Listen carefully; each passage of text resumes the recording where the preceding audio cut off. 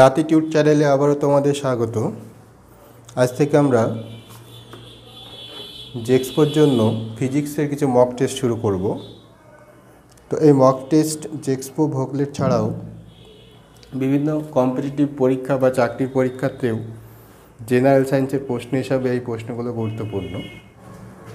আজকের প্রথম প্রশ্ন, একটি ঠান্ডা পানীয়র বোতল কোনো স্প্রিং তুলাযন্ত্রের উপর রেখে বোতলের ছিপি খোলা হলে তুলাযন্ত্রের পাঠ কি হবে? হ্রাস পাবে, বৃদ্ধি পাবে, না প্রথমে হ্রাস পাবে পরে বৃদ্ধি পাবে, নাকি প্রথমে বৃদ্ধি পাবে পরে হ্রাস পাবে? তো ঘটনা যে এখানে তুলাযন্ত্র, ধরো এরকম একটা জিনিস, তুলাযন্ত্র এটা, এখানে একটা কি থাকে, স্প্রিং তুলা, যেহেতু বলছে এটা স্প্রিং তুলা, তাহলে এখানে যদি আমি একটা বোতল রাখি, হ্যাঁ বোতল যাই হোক, এটাকে বোতল বলে তোমাদের মানতে হবে। এই বোতলের ছিপিটা যখন খোলা হয় তখন একটা খুব উচ্চ গতিতে সেই ঠান্ডা পানীয়টা বা সেই তরল পদার্থটা বার হয়। তাহলে এই যখন উচ্চ গতিতে বার হয় সেটা একটা সমগতিতে বার হয় না, দেখো প্রথমে খুব হাই স্পিড হয়, তারপর গতিটা কমতে থাকে, অর্থাৎ তার মধ্যে একটা ত্বরণ থাকে।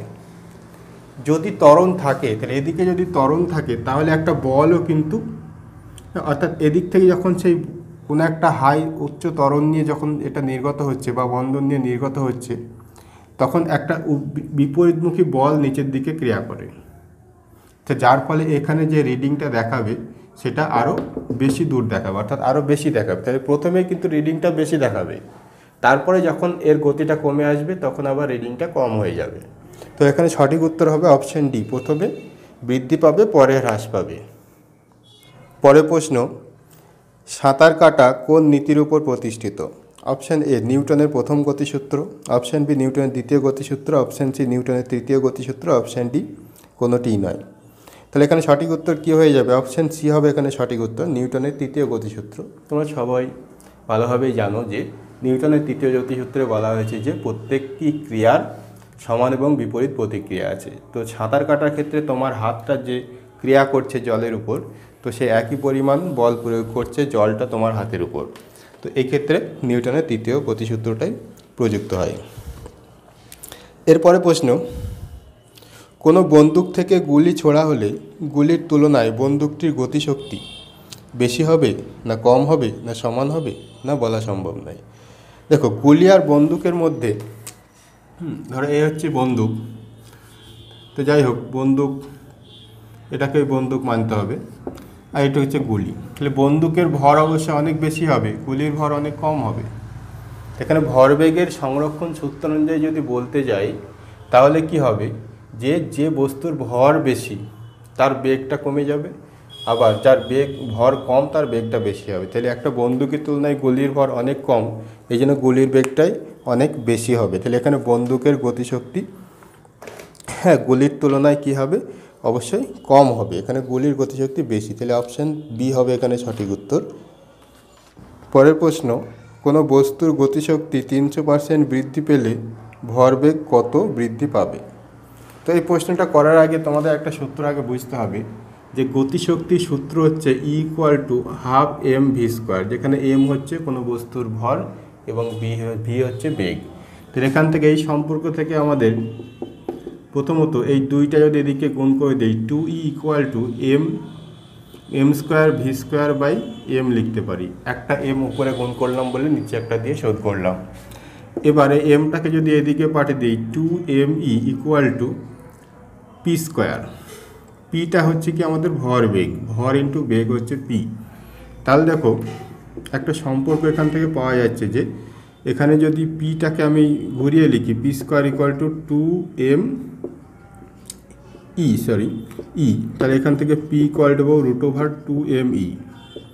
এবার আমাদের প্রশ্নটা হচ্ছে কাছে কিসের মধ্যে, যে গতিশক্তি এবং ভরবেগের মধ্যে। এবার কথাটা বুঝতে হবে যে গতিশক্তি বৃদ্ধি কথাটার মানে কি। দেখো এখান থেকে আরেকটা জিনিস বলছিল, পি ভ্যারিয়াস আমি লিখতে পারি √e, যেহেতু 2 আর m যদি ধ্রুবক করে দিই তাহলে এটা তো লেখা যায়, অর্থাৎ তার ভরবেগ হচ্ছে গতিশক্তির বর্গমূলের সাথে সমানুপাতিক। এই পর্যন্ত বুঝলে এবার বলি যে গতিশক্তিটা এখানে কি করছে, 300% বৃদ্ধি করছে।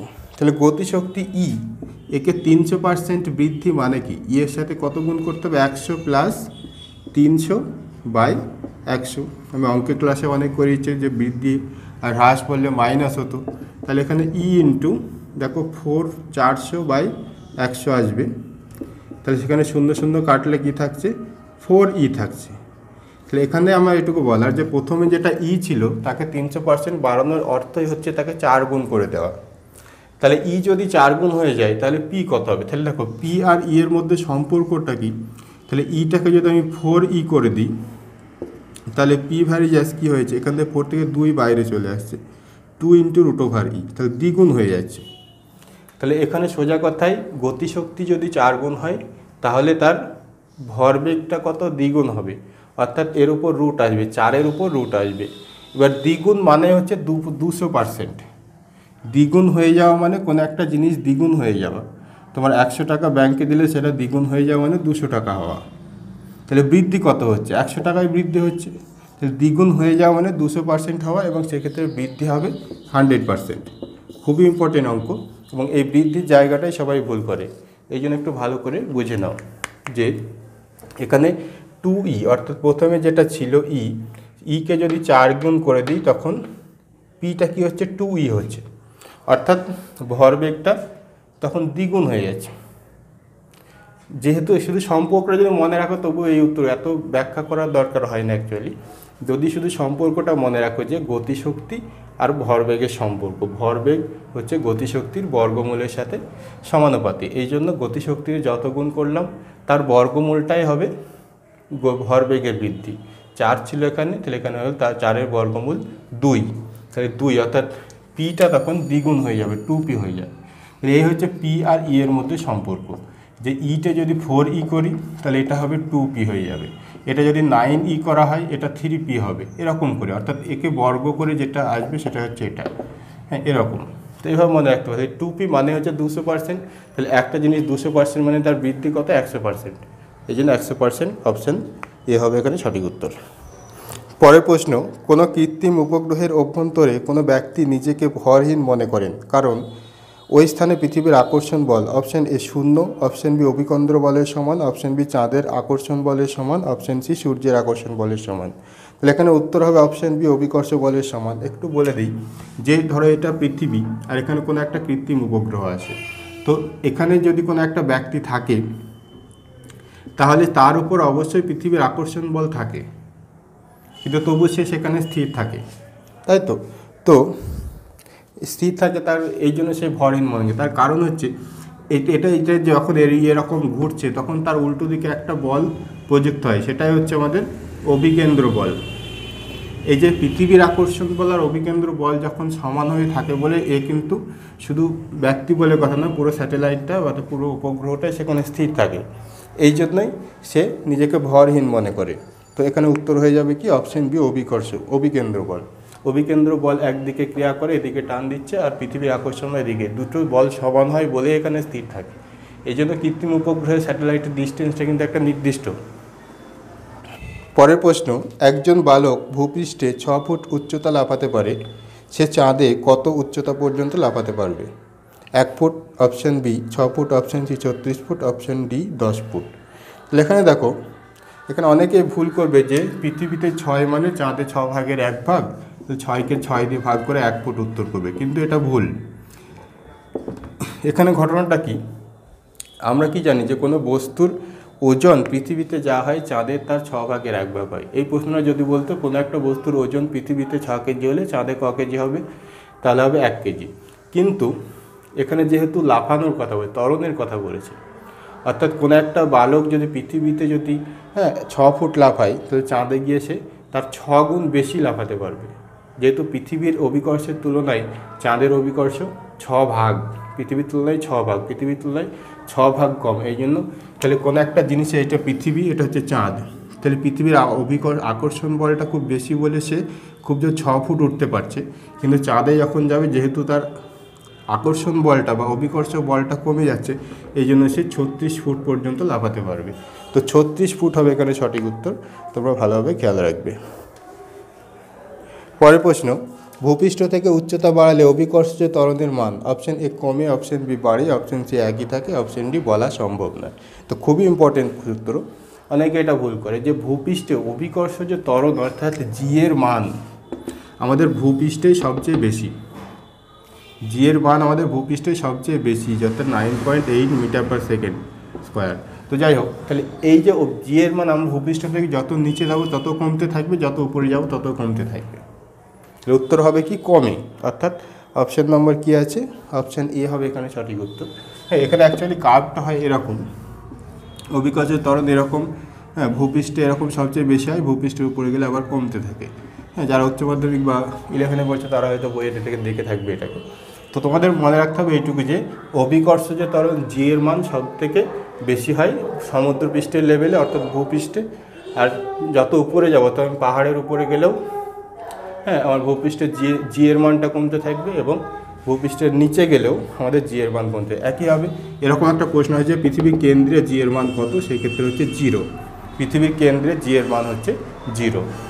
পরের প্রশ্ন, সাধারণ মাপের ঘরের শব্দের প্রতিধ্বনি শোনা যায় না কারণ অপশন এ দেয়াল শব্দ প্রতিফলিত করে, অপশন বি দেওয়াল শব্দ শোষণ করে, অপশন সি দুই দেওয়ালের মধ্যবর্তী দূরত্ব 17 মিটার হয় না, আর অপশন ডি আছে ঘরের তাপমাত্রা নির্দিষ্ট নয়। তাহলে এখানে সঠিক উত্তর হবে অপশন সি। হ্যাঁ, তো এখানে একটা জিনিস জানার আছে এই প্রশ্ন থেকে, যেটা হচ্ছে যে শব্দের প্রতিধ্বনি শোনার জন্য প্রতিফলক এবং শ্রোতার মধ্যে মিনিমাম 17 মিটার, অ্যাকচুয়ালি 16.something আছে, তো মিনিমাম 17 মিটার দূরত্ব রাখতে হবে, তবে সে প্রতিধ্বনি 17 মিটার বা তার বেশি দূরত্ব রাখলে তবেই প্রতিধ্বনি। অর্থাৎ তুমি যদি প্রতিধ্বনি এই জন্য খুব কাছাকাছি কোনো নদীর পাড়ে বা কোনো পাহাড়ের ঢালে থেকে যদি কোনো ব্যক্তি থাকে, তারাই সেই প্রতিধ্বনি, এই দূরত্বটা যদি 17 মিটারের বেশি হয় তাহলে তবেই সে তার নিজের প্রতিধ্বনি কিছুক্ষণের মধ্যে শুনতে পাবে। হ্যাঁ, অথবা নদী, এটা যদি নদী হয়, এই নদীর দৃষ্টান্ত যদি 17 মিটারের বেশি হয় তবে এপার থেকে ওপারের প্রতিধ্বনি শোনা যাবে। তো এই হচ্ছে ব্যাপার, এটা এখানে মনে রাখার। কোন তাপমাত্রায় জলের ঘনত্ব সর্বাধিক? 32 ডিগ্রি ফারেনহাইট, 39.2 ডিগ্রি ফারেনহাইট, এবং সি 42 ডিগ্রি ফারেনহাইট, এবং ডি হচ্ছে 4 ডিগ্রি ফারেনহাইট। তো এখানে প্রশ্নটা একটু ঘোরানো আছে, তোমরা কাজ করো, তোমরা এই সূত্রটা অর্থাৎ C/5 = F-32/9 এই সূত্রে তোমরা সি এর মানটা 4 ডিগ্রি সেলসিয়াস করে দাও, দিয়ে এফ এর মানটা বার করো। এফ = কত হবে, কারণ 4 ডিগ্রি সেলসিয়াস উষ্ণতায় জলের ঘনত্ব সবচেয়ে বেশি হয়, সেলসিয়াস স্কেলে 4 ডিগ্রি হলে ফারেনহাইট স্কেলে কত হবে, আসলে প্রশ্নটা এরকমই বলতে চাইছে। এবং এটাই তোমাদের আজকের হোমওয়ার্ক দেওয়া থাকলো, এটা করে কমেন্টটা উত্তরে জানিয়ে দাও, বা তোমাদের যদি মুখস্থ থাকে সেটাও কমেন্ট করে জানিয়ে দিতে পারো। আর চ্যানেলে যারা নতুন এসছে অবশ্যই সাবস্ক্রাইব করে নোটিফিকেশান অন করে রাখো, এবং ভিডিও বন্ধ করার আগে অবশ্যই একটা লাইক করো।